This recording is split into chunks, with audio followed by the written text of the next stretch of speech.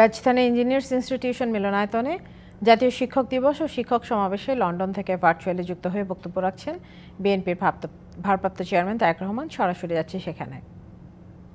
আমরা যদি রাজনীতির যে গুণগত পরিবর্তন, রাজনীতির ভিতরে যে পরিবর্তন, সেটিকে যদি করতে না পারি, তাহলে হয়তো কোনো কিছুই বাস্তবায়ন করা সম্ভব নয়।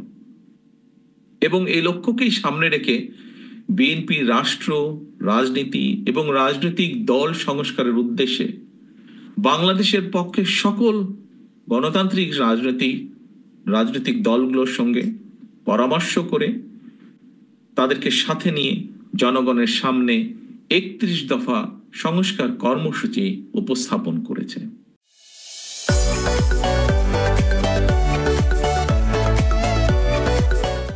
এবং আগেও বলেছি আমি, জনগণের রায় পেয়ে বিএনপি সরকার গঠনে সক্ষম হলে বিএনপি পর্যায়ক্রমিকভাবে প্রতিটি সংস্কার কর্মসূচি ইনশাল্লাহ বাস্তবায়ন করবে।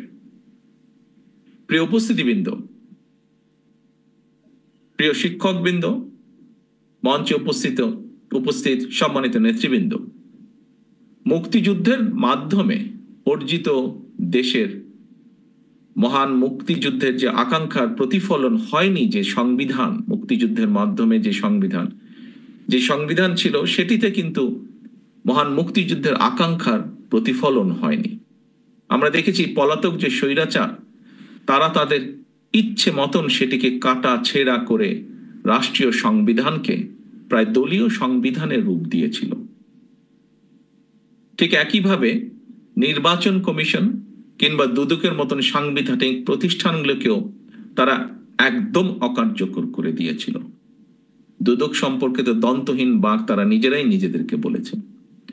এমন বাস্তবতায় কিন্তু বর্তমান অন্তর্বর্তীকালীন সরকার নির্বাচন কমিশন, দুদক এবং সংবিধান সংস্কার সহ বেশ কিছু গুরুত্বপূর্ণ বিষয় সংস্কার কার্যক্রম হাতে নিয়েছে বর্তমান এই অন্তর্বর্তীকালীন সরকার।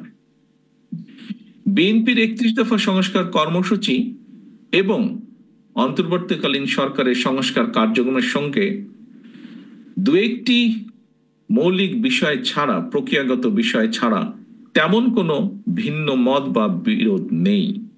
আমি আগেও বলেছি, বিএনপির সংস্কার এবং নির্বাচন, বিএনপি দুটোরই পক্ষে।